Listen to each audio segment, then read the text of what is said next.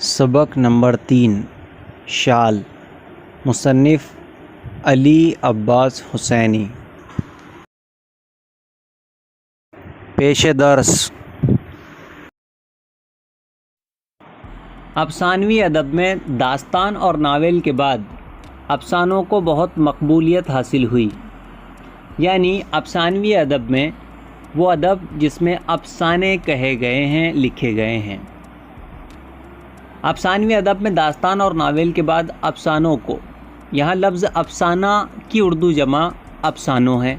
یاد رکھیں کسی لفظ میں واو نون اور یہ نون جوڑ دینے سے اس کی اردو جمع ہو جاتی ہیں۔ جیسے افسانے کی اردو جمع افسانوں کو بہت مقبولیت حاصل ہوئی ہے، یعنی افسانوں کو بہت زیادہ قبول کیا گیا ہے۔ افسانہ ایک مختصر تحریر ہے جسے ایک ہی نشست میں پڑھا جا سکتا ہے۔ افسانہ ایک مختصر سی تحریر ہوتی ہے جسے ایک ساتھ بیٹھ کر، ایک بار بیٹھ کر، ایک ہی بیٹھک میں پڑھا جا سکتا ہے۔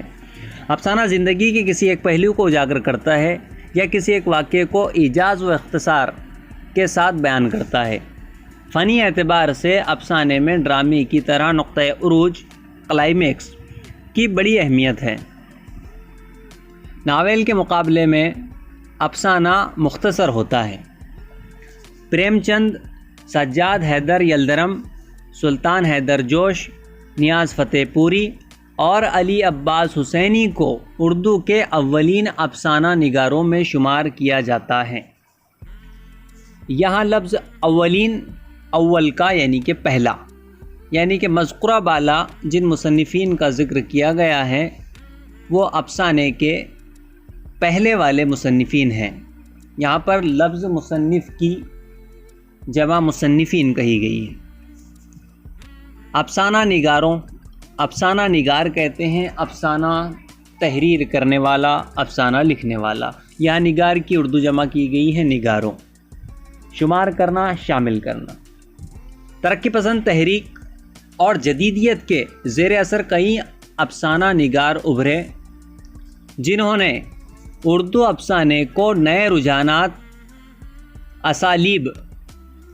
اسالیب جمع ہے اسلوب کی، اسلوب کے معنی آتے ہیں طرز، طریقہ، ڈھنگ، سلیقہ وغیرہ، اور رنگ و روپ سے آشنا کیا، روشناس کروایا، جان پہچان کروایا۔ نئے افسانوں میں تکنیک کے تجربات نے افسانہ نگاری کو وسعت عطا کی، وسعت، کشادگی عطا کرنا، دینا۔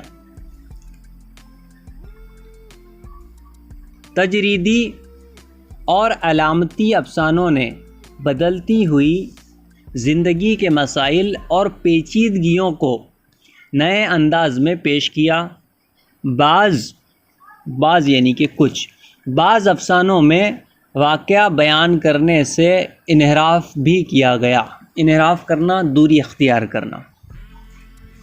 پلاٹ، کردار، مکالمے، نقطۂ نظر، پس منظر اور زبان و بیان کی شائستگی مختصر افسانے کے اجزائے ترکیبی ہیں، یعنی ان اجزاء کے بغیر افسانہ نہیں لکھا جا سکتا جن کا ذکر کیا جا چکا ہے۔ ان اجزاء کے توازن سے افسانے کی تشکیل ہوتی ہے۔ افسانے میں ہونے والی حیت اور تکنیک کی تبدیلیوں کے باوجود آج بھی افسانہ اسی بنیاد پر کھڑا نظر آتا ہے جس کی داغ بیل 100 برس پہلے پریم چند نے ڈالی تھی۔ داغ بیل یعنی کہ بنیاد۔ انسان کے لیے لازم ہے کہ ہمیشہ سچ بولیں۔ انسان کے لیے ضروری لازم ہے کہ ہمیشہ سچ بولیں۔ جھوٹ بولنے سے انسان اعتبار کھو دیتا ہے۔ اعتبار کھو دینا یعنی کہ یقین کھو دینا، بھروسہ کھو دینا۔ جھوٹ بولنے سے انسان اعتبار کھو دیتا ہے، لیکن سچ بولنے کے آداب میں یہ بات بھی ہمیں سمجھائی گئی ہے کہ سچی بات اس طرح کہی جائے کہ بات کڑوی بھی ہو تو سننے والا اسے قبول کر لیں، یعنی کڑوی بھی بات ہے تو اس کو سنجیدگی اور متانت کے ساتھ پیش کیا جائے تاکہ سننے والا اسے قبول کر لیں۔ جھوٹ بولنے کو بھی اچھا نہیں سمجھا گیا، جھوٹ بولنے کو بھی اچھا نہیں سمجھا گیا ہے، لیکن کبھی کبھی یوں بھی ہوتا ہے کہ انسان کسی فتنہ یا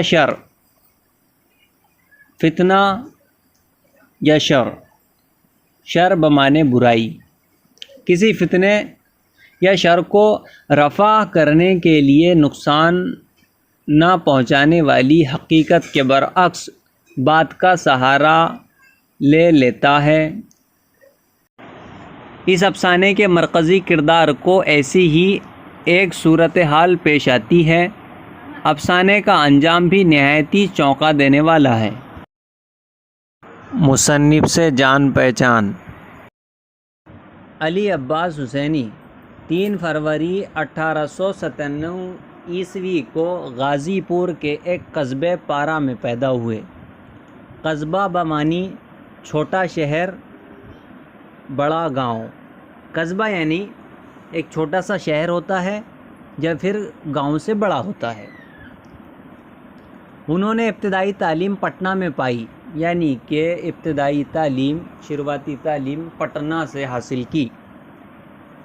سن 1915 عیسوی میں میٹرک کا امتحان پاس کیا اور سن 1924 عیسوی میں الہ آباد سے ایم اے کی سند حاصل کی، یعنی کہ سن 1924 عیسوی میں الہ آباد سے ایم اے کی ڈگری سرٹیفکیٹ حاصل کیا۔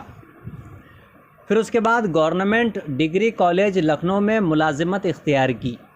پھر اس کے بعد گورنمنٹ ڈگری کالج لکھنؤ میں ملازم ہو گئے، یعنی کہ وہاں کام کرنے لگے، اور سن 1954 عیسوی میں پرنسپل کے عہدے سے سبکدوش ہوئے۔ سبکدوش ہونا، ریٹائر ہونا۔ سبکدوش بمانی آزاد، بے تعلق، یعنی اپنی نوکری سے بے تعلق ہوئے۔ علی عباس حسینی ادب برائے زندگی کے قائل تھے، یعنی کہ علی عباس حسینی ادب جو حاصل کیا کرتے تھے، یعنی انہوں نے جو ادب حاصل کیا وہ برائے زندگی، یعنی زندگی کے لیے حاصل کیا۔ انہوں نے پریم چند کی طرح اپنی تحقیقات میں دیہی زندگی کی مؤثر عکاسی کی۔ مؤثر عکاسی کرنا یعنی اثردار اس کا ترجمہ کرنا، اثردار اس کا نقشہ کھینچنا، دیہی زندگی کا خوبصورت نقشہ کھینچا۔ انہوں نے پریم چند کی طرح اپنی تحقیقات میں دیہی زندگی کی مؤثر عکاسی کی ہے۔ انہوں نے کسانوں کی معاشی بدحالی اور زمینداروں کے ظلم و ستم کو اپنی کہانیوں میں پیش کیا۔ اپنی تحقیقات کے ذریعے انہوں نے قومی یکجہتی اور انسانیت کا پیغام دیا ہے۔ افسانوں کے علاوہ انہوں نے ناول، ڈرامے اور تنقیدی مضامین بھی لکھے۔ اردو ناول کی تنقیدی تاریخ ان کی ایک اہم کتاب ہے۔ انہوں نے بعض افسانے بچوں کی نفسیات سے متعلق لکھے۔ پہلی کہانی پج مردہ کلیاں۔ پج مردہ کلیاں بمانی مرجھائی ہوئی کلیاں۔ پج مردہ کے معنی آتے ہیں مرجھائی ہوئی۔ انہوں نے سن 1918 عیسوی میں لکھی۔ رفیق سفر، سفر کا رفیق، سفر کا دوست، باسی پھول، کانٹوں میں پھل، الجھے دھاگے وغیرہ ان کے افسانوں کے مجموعے ہیں۔ انہوں نے کئی ناول بھی لکھے جن میں قاف کی پری کو کافی مقبولیت حاصل ہوئی۔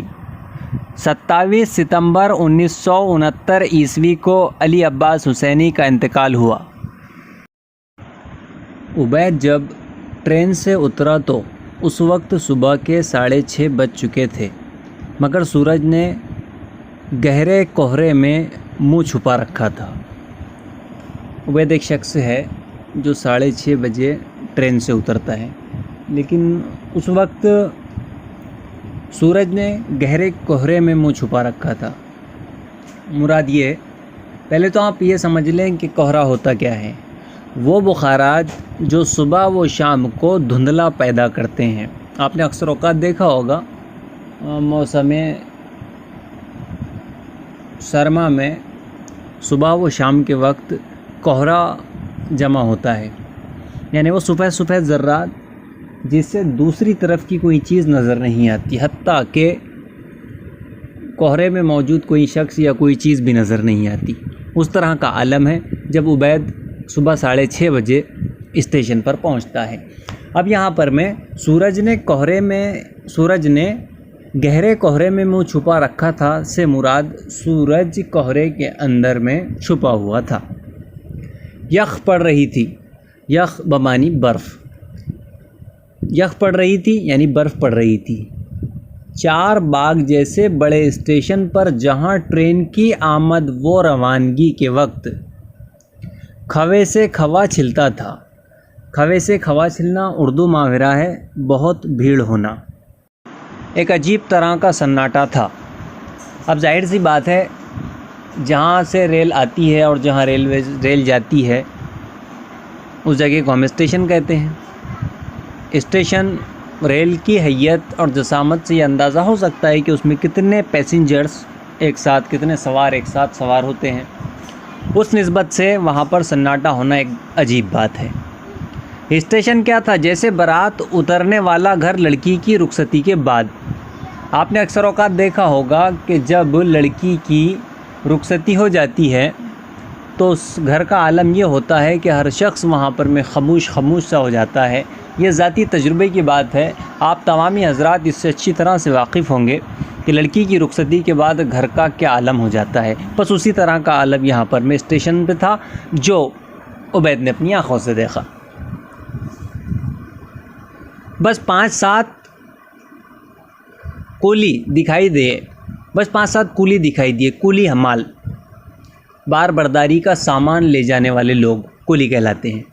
وہ بھی منہ لپیٹے پالا مارے ہوئے پودوں کی طرح سکڑائے، ایسے بالکل بے جان سے وہ نظر آ رہے تھے۔ رات کو ٹرین پر اس نے خود بھی سردی کی اس تیزی کو بری طرح محسوس کیا تھا۔ اس نے برتھ پر اپنا خاصا موٹا گدا بچھایا تھا، اس پر 2 کمبل اوڑے تھے، ان کے اوپر سے اپنا موٹا اوور کوٹ بھی ڈال لیا تھا، مگر پاؤں پھیلا کر نہ سو سکا۔ ٹھنڈک کے مارے گھڑی ہی بنا رہا۔ ٹھنڈک کے مارے عبید نے خود کو چھوٹا سا بنا لیا تھا، اور مصنف کہتے ہیں کہ گھڑی ہی بنا رہا۔ اس کا بار بار جی چاہتا تھا کہ وہ حمیدہ کی چہیتی شال اٹیچی سے نکال کر جسم پر لپیٹ لیں۔ اٹیچی کہتے ہیں چھوٹے سے صندوق کو، باسکٹ کو وغیرہ۔ یقیناً وہ اس طرح سے خود کو گرما سکتا تھا، لیکن اس نے سردی کھائی، تکلیف اٹھائی، مگر اپنی بیوی کی دی ہوئی شال نہ نکالی۔ ڈر تھا اوڑھنے لپیٹنے میں وہ مل جائے گی۔ عبید یہ بات کسی طرح پسند نہ کر سکتا تھا۔ اب یہاں پر میں لفظ سردی کھائی تو واقعی میں سردی کوئی کھانے والی چیز نہیں ہے، یہاں مراد ہے سردی محسوس کی، حتیٰ کہ تکلیف اٹھائی، مگر بیوی کی دی ہوئی شال نہ نکالی، کیونکہ اس کو اس بات کا ڈر تھا کہ شال اگر وہ لپیٹ لیتا ہے تو شال میں سلوٹیں پڑ سکتی ہے، شال میں جھریاں آ سکتی ہے، جس کی وجہ سے عبید نے شال نکالنا پسند نہیں کیا۔ یہاں پہ لفظ مل کے معنی آتے ہیں سلوٹیں پڑ جانا، سلوٹیں کہتے ہیں جھریوں کو، رنکلز۔ بڑی عزیز تھی یہ شال حمیدہ کو۔ وہ جو شال حمیدہ نے اپنے شوہر عبید کو دی تھی، اس کو وہ شال بہت عزیز تھی، بڑی پسند تھی، بہت اس کی دل نشین تھی، دل ربا تھی۔ بہت دنوں سے اس کی خواہش تھی کہ اس کے پاس ایک شال ایسی خوبصورت اور اتنی اچھی ہو کہ کسی کے پاس نہ ہو۔ اب کے اپریل میں عبید جشن بہار کے مشاعرے میں شریک ہونے سری نگر گیا تھا۔ جشن بہار، لفظ جشن بہار ہے، لیکن آپ کی درسی کتاب میں جشن کے نون کے نیچے اضافت کا زیر نہیں لگایا گیا ہے، لیکن یہ لفظ مرکب ہے جو جشن اور بہار سے مل کر بنا ہے۔ جشن بہار یعنی بہار کی جشن، اور بہار کی جشن اس وقت ہوتی ہے جب درختوں پر پھل اور پتے لدے ہوئے ہوتے ہیں۔ اس موسم میں عبید مشاعرے میں شریک ہونے سری نگر گیا تھا۔ وہیں سے یہ شال شہر کی ساری دکانیں چھان کر وہ حمیدہ کے لیے لایا تھا۔ ایک مرتبہ عبید بہار کے موسم جشن بہار میں ایک مشاعرہ جو کہ شری نگر میں منایا گیا تھا وہاں گیا تھا، اور ساری دکانیں چھاننے کے بعد یعنی ساری دکانوں کا معائنہ مشاہدہ کرنے کے بعد اس نے یہ شال حمیدہ کے لیے لایا تھا۔ اس کے چوڑے حاشیے پر بہت ہی عمدہ، نازک اور باریک کام بنایا تھا، اور بیچ والے حصے میں ہر طرح کے پھول کھلے تھے، گلاب و لالا، بنفشہ و نرگس، سیوتی اور سوسن، کنول اور کوزہ۔ کتنی خوش ہوگی وہ ایسی شال پا کر، اس کے گالوں پر سرخی دوڑ جائے گی، اس کی آنکھوں میں ستارے چمکیں گے، وہ اسے اوڑھ کر اٹھلائے گی اور آپ ہی آپ شرمائے گی۔ اور جب وہ لکھنؤ پہنچا تھا اور گھر میں داخل ہوتے ہی اس نے یہ خوبصورت شال حمیدہ کے کندھوں پر ڈالی تھی تو اس کے سارے خواب سچ نکلے تھے۔ وہ بخلا بھی گئی تھی، وہ مسکرائی تھی، وہ کھلکھلائی تھی، اور وہ بلبل کی طرح چہک بھی اٹھی تھی۔ حمیدہ نے اسے شیشے کی الماری میں رکھا اور اس میں مضبوط قفل ڈال دیا، قفل تالا۔ یہ الماری کنجوس کے دل کی طرح ہمیشہ بند رہتی۔ اب کنجوس کے دل کی طرح ہمیشہ بند رہنے سے مراد کنجوس کا دل اتنا کنجوس ہوتا ہے کہ وہ کسی کے لیے 1 روپیہ بھی خرچ کرنا مناسب نہیں سمجھتا۔ اسی طرح سے یہ الماری تھی جو ہمیشہ بند رہتی تھی۔ جس طرح کنجوس کے لیے روپیہ خرچ کرنا دوبر اور مشکل ہوتا ہے، بس اسی طرح سے یہ الماری تھی جو ہمیشہ ہر وقت بند رہتی تھی، جس پر تالا لگا دیا گیا تھا۔ بس اس کے شیشے دن میں 2 دفعہ باہر سے جھاڑ دیے جاتے تھے۔ عبید نے ایک بار ٹوکا بھی، شال اوڑھنے کی چیز ہے، پرستش کی نہیں۔ پرستش بمانی پوجا کرنا، عبادت کرنا۔ یعنی عبید نے کہا کہ شال بھائی اوڑھنے کی چیز ہے، اس کو تم نے الماری میں سجا رکھا ہے، یہ پرستش کی عبادت کی کوئی چیز نہیں ہے۔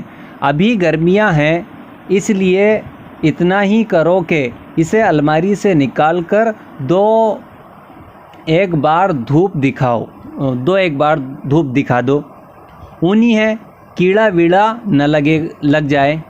عبید کہتے ہیں کہ اونی ہے، کیڑا ویڑا نہ لگ جائے اس کو۔ آپ دیکھیں کہ شال اوڑھنے کی چیز سے لے کر اونی، کیڑا ویڑا نہ لگ جائیں، یہاں پر انورٹڈ کاماز ہیں، یعنی کہ یہ وہ جملے ہیں جو عبید نے کہے ہیں اور جس کو جو کی توں، جیسا کا ویسا لکھ دیا گیا ہے۔ اگر کسی کی بات ہم کو جو کی تو کہنی ہے خصوصی طور پر کسی کتاب میں، تو وہاں پر میں انورٹڈ کاماز لگا دیے جاتے ہیں، یہ اس بات کی ضمانت ہے۔ وہ کہتی ہیں برا نہیں لگتا تمہیں ایسی بدشگونی کی بات زبان سے نکالتے؟ بدشگونی، نحوست۔ وہ کہتی ہے برا نہیں لگتا تمہیں ایسی بدشگونی کی بات زبان سے نکالتے کے بعد ایک نشان ہے جس کو کہتے ہیں تعجبیہ نشان، کیونکہ وہاں پر میں اس کی بیوی کو تعجب ہوا۔